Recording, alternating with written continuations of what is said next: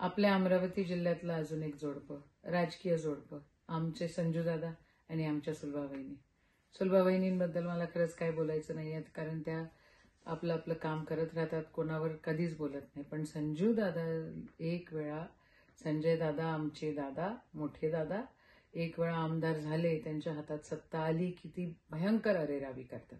आता त्यांच्या अरेरावीला सुरुवात मोठ्या प्रमाणात झालेली आहे.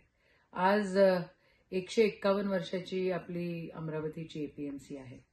मी सहकारात फार जास्त भाग घेतला नाही, पण आता हळूवार मला थोडं थोडं ते समजायला लागलेलं आहे. माझ्यावर ते म्हटले की 10 वर्षापासून एपीएमसी माझ्या ताब्यात आहे. अजिबातच नाही. 2.5 वर्षापासून हो नक्की.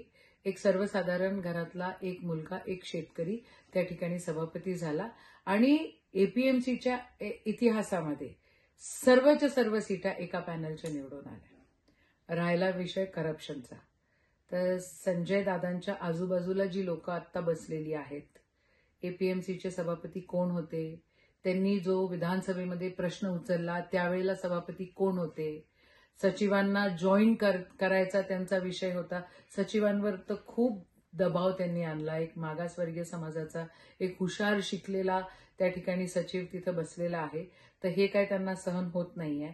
त्याच्यावर खूप दबाव आणला की तू एपीएमसीतल्या गोष्टी आम्हाला सांगत जा, आम्ही मग त्या सगळ्या करतो. त्यांनी जेव्हा नाही म्हटलं, मग त्याला त्यांनी काय करप्ट घोषित केलं वगैरे वगैरे वगैरे. आता विषय असा आहे की खऱ्या अर्थानं जर संजय दादांना एपीएमसी मध्ये जर खरंच विकासात्मक कामांमध्ये इंटरेस्ट असता तर त्यांनी मदत केली असती. पण बघा, या मागच्या 2.5 वर्षांमध्ये तिथलं इन्कम वाढलेलं आहे. पहिले 18 कोटी होतं, आता 21 कोटीपर्यंत ते आलेले आहे. किमती वाढलेल्या आहे, सगळ्या वाढलेल्या आहे. मूलभूत सुविधांची कामं जवळपास 5-6 कोटींची झालेली आहे. त्याच्या सगळ्या कंप्लेंट्स आदरणीय संजय दादांच्या आजूबाजूला असलेल्या लोकांनी त्याच्या कंप्लेंट्स टाकलेल्या आहेत. Very good. तुम्हाला कंप्लेंट्स टाकायच्या, अडथळा करायचे आहेत. बघा, इथे विकास कामांच्या लिस्ट, ह्या सगळ्या मूलभूत सुविधांसाठी विकास कामांच्या लिस्ट इतकी कामं आहेत. म्हणजे एकूण ही कामं जवळपास 12-13 कामं त्या ठिकाणी आहेत. त्याचे प्रस्ताव सगळे पडलेले आहेत. या प्रस्तावांना प्रत्येक ठिकाणी अडथळा आणलेला आमच्या संजय दादांनी आहे. त्यांचं म्हणणं आहे की एपीएमसी पहिले ताब्यात घ्या आणि मग कामं करा. आता जी मंडळी, काही मंडळी आमच्यातली, आमच्या जवळची, आमची बंधू त्या ठिकाणी गेले, त्यांना पण तीच आमिष आहे. ठीक आहे, राजकारणामध्ये कधी इकडे कधी तिकडे, जिधर बम उधर हम वाले काही लोक असतात, ते जातात. जे गेले ते कावळे, जे उरले ते मावळे. आणि मावळ्यांच्या भरोसे, या ठिकाणी विचारांच्या भरोसे सामोरे जावंच लागेल. पण 151 वर्षाच्या ह्या एपीएमसीला करप्ट एपीएमसी म्हणून घोषित करणारे आमचे बंधू, ज्यांना ताब्यात घ्यायचं आहे, ह्या 5 डिव्हिजन मधला जो विभागीय सहनिबंधक असतो त्याच्यावर भरपूर प्रेशर. ठीक आहे, या उपनिबंधक जिल्ह्याचा जो असतो त्याच्यावर भयंकर प्रेशर. सगळ्यांवर प्रेशर आणून काही साध्य करू देत नाहीये. सगळं त्यांना त्यांच्या ताब्यात घ्यायचं आहे. आणि आता अमरावतीची जी एपीएमसी आहे त्याच्यामध्ये त्यांना डिव्हिजन आणायचं आहे. त्यांचं म्हणणं आहे की आता जर डिव्हिजन आणलं तर हे संचालक मंडळ बरखास्त होईल आणि मग माझा संचालक त्या ठिकाणी मी बसवेन, म्हणजे शासकीय संचालक. आता काल परवा तर ते म्हटले की कोर्टाच्या केसेस पण आमच्याच हिशोबाने लागतील. म्हणजे कोर्ट तुम्ही खिशात घेऊन फिरताय का? तुम्ही तिथेही त्या गोष्टी करताय का? तुमच्यात खरंच दम असेल ना, आणि तुम्हाला खरंच विकासाची कामं करायची असेल आणि विकासात्मक दृष्टिकोन तुमच्याकडे जर असेल तर ही कामं मंजूर होऊ द्या. ही जर कामं मंजूर झाली तर आम्ही कबूल करू की हो बाबा, त्यांनी काही राजकारण आणलं नाही. त्यांनी म्हटलं की ठीक आहे, संचालक मंडळ माझं नाही, कुठेतरी पश्चिम महाराष्ट्रासारख्या राजकारणी लोकांचं जसं जिल्ह्याला सामोरे घेऊन जातात ते सगळेजण, असं तुम्ही करताय. पण नाही, तुम्हाला तोडफोड करायची आहे, तुम्हाला दादागिरी करायची आहे. बडनेरा मतदारसंघाचे तुम्ही आमदार असताना किंवा सुलभाताई आमदार असताना तीच दादागिरी केली. आणि खऱ्या अर्थानं आदरणीय आमचे दुसरे बंधू रवी राणांचा जन्मच यांना कंटाळून झालेला आहे. आता त्यांच्या राजकीय भविष्यामध्ये काय होणार आहे, काय नाही होणार आहे हे मला बोलायचं नाहीये. पण अमरावतीचे विकास कामं झाले पाहिजे, तुम्हा लोकांकडे आज सत्ता आहे आणि आम्हालाही बघायचंय की तुम्ही काय करताय. तसं तुम्ही पण दलबदलू आहात की. मागच्या वेळेला काँग्रेसचे आमदार होते, यावेळेला तुम्ही एका वेगळ्या पक्षाचे आमदार आहे आणि ज्या पक्षाचे आमदार तुम्ही आहेत त्या पक्षाच्या लोकांनी करप्शनबद्दल काहीच बोलू नये.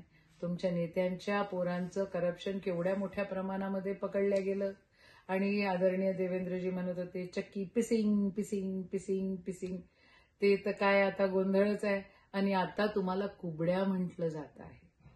ठीक आहे, आम्ही सत्तेत नाही आहोत, पण आम्ही आमचे मावळे घेऊन त्या ठिकाणी लढणार आहोत. तुमची दादागिरी कुठपर्यंत चालते, कुठपर्यंत तुम्ही कोणाकोणाला काय काय भेदभाव करता, किती निर्माण करता आणि सत्ता स्वतःच्या ताब्यात घेण्यासाठी तुम्ही किती दादागिरी करता, हे सगळं अमरावती बघणार आहे. अमरावती अख्खा जिल्हा बघणार आहे. आदरणीय माझे दादा, तुम्ही मोठे आहात. मी अरेतिरे कधीच कोणाला बोलत नाही. तुमच्या आजूबाजूला असणारे लोक ही सगळे माझे बाप लोक आणि सगळे माझे दादा लोकच आहेत. त्यांनाही मी इतर वेळेलाही त्यांच्या माघारेही आम्हाला ती शिकवण आहे आवाजावं. मी माझ्या आईलाही आवाजावं म्हणते, तर त्यांना आवाजावंच म्हणणार आहे. पण तुम्ही किती अरेतुरे करता हे तर जगाने बघितलेलं आहे आणि जग बघतही आहे. किती तुम्ही चमत्कार करणार आहात, किती गोंधळ तुम्ही घालणार आहात हेही बघणार आहे. पण शेतकरी मुलगा एपीएमसीला बसलेला तुम्हाला पटत नाही म्हणून अख्खं एपीएमसी कृपा करून बदनाम करू नका. तुमचा इगो सॅटिस्फाय होत असेल तर त्या गोष्टी वेगळी म्हणा, पण कृपा करून अमरावती जिल्ह्याला बदनाम करू नका. महानगरपालिकेच्या इलेक्शन्स आहेत, किती कामं अर्धवट पडलेले आहेत, किती कचरा त्या ठिकाणी आहे, किती ब्रिजेस त्या ठिकाणी इनकम्प्लीट आहेत. अहो, तुम्हीच आमदार आहात की, तुम्हीच आमदार आहात आणि तुम्हीच आमदार असून सगळं अर्धवट त्या ठिकाणी. आणि महानगरपालिकेमध्ये कसे टेंडरिंग, काय टेंडरिंग, कोणाच्या कंपन्या, कशा कंपन्या तुम्ही स्थापन करतायत, मोठे मोठे टेंडर्स कसे क्लब करतायत, असं आहे. करप्शन बद्दल तुम्ही बोला. तुम्ही म्हटलात ना महिला बाल विकासचं करप्शन, माझं म्हणणं आहे की तुम्ही ते काढा.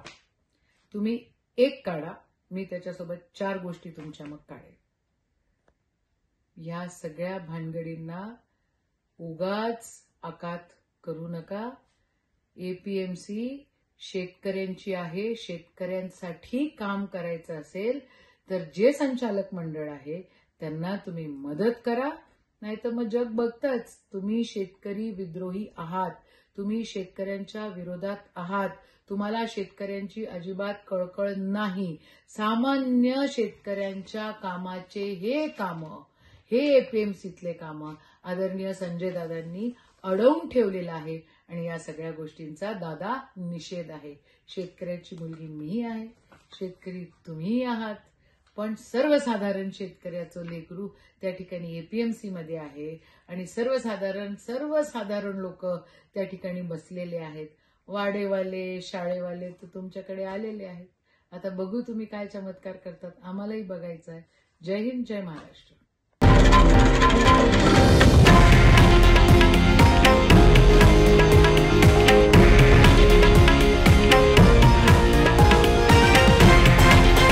हे आहे देशातील नंबर 1 न्यूज नेटवर्क आणि आपण पाहत आहात TV9 मराठी, एकमेव.